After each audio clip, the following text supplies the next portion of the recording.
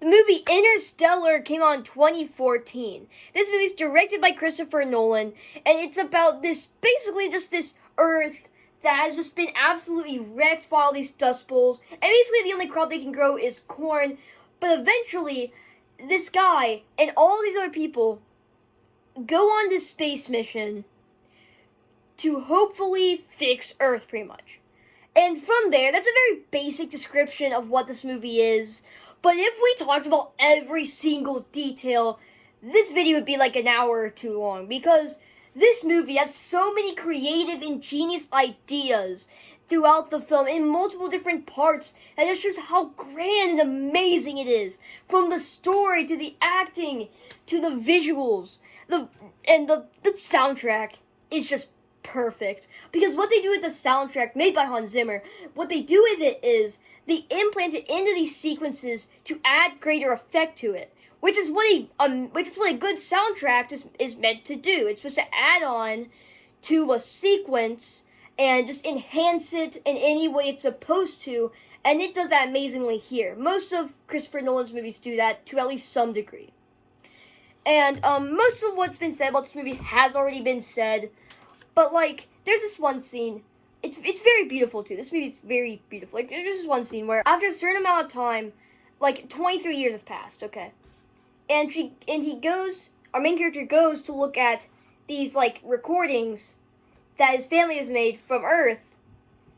And all these recordings over the course of like 23 years. And you just see this guy crying. He is seeing the life of his child, the whole life around him, flash before his eyes in minutes on a screen. And he hasn't been there at all. It's like such a beautiful sequence. And you see the emotion in his eyes, and you see just how well this sequence, and you see how he wished he could have been there. But all this 23 years, his children's lives are just flashing before his eyes. And it's such a beautiful sequence. For me, it might actually be the best sequence in a Christopher Nolan film, in my opinion.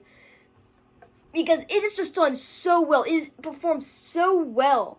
And I just really love that sequence. It is perfect. And, of course, some of the ideas they introduce, like, some of the planets, the different ideas, and the twist at the end, which is like, so there's this, so the guy's daughter keeps on seeing this ghost, okay? That ghost was actually just the main character. And it turns out she knew it the whole time. This is a movie that you have to watch multiple times because there is so much to it. This is such a dense and compact movie. The entire 2.5 hours. If you miss even one sentence, be like so many different twists and different things. And also something I specifically want to talk about is, so he gets recruited basically by NASA, which by this point has been just completely wiped from history. Just completely just out. So then he goes in, and NASA recruits him, and nobody knows that NASA exists because it's been wiped from history, 100%. And one of the guys, the older guy, he played Alfred in Dark Knight, but like, yeah, his character is very important because he's like, guys, I have the equation to fix her. Just hear me out. Quantum mechanics, all this different stuff. It'll be explained later. But you might be able to do this. Hear me out. But then it's figured out.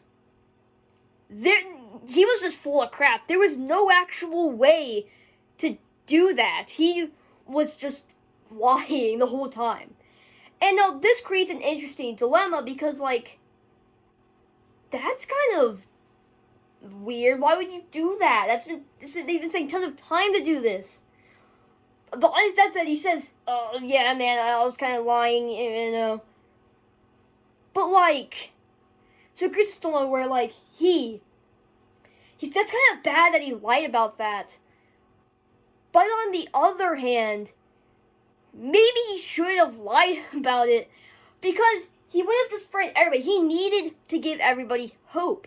It's either it was just going to be hopeless, or he could find some hope in this world, because there was no hope for Earth. at this point, and he knew it. But he wanted to have hope, and he wanted to give everybody else hope. So he creates an interesting dilemma. It's just like, have hope, or just have everybody panicking their whole life because they won't be able to do anything. And then there's this one part where, like, towards the beginning, it'll go from shots of, like, of these people, kind of like in a documentary style, explaining, like, what happened, kind of using them as a narrator. And then we figure out at the end, in this area, that these recordings that we kept on seeing, like, in different parts of the movie prior to this, that is literally just, like, a documentary that they were filming, for, like, this, like, other, like, for this other thing before we even knew it. So many things happen before we know it, and, like, it's just so amazingly and perfectly crafted by Christopher Nolan. It's perfect. It's perfect. Every detail is done perfectly. And I just can't help but love this movie. Out of 100, I'm going to give this movie a 99.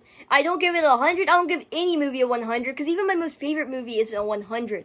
If you enjoyed this video or any of my other content, please subscribe, and I'll see you in the next one. Goodbye.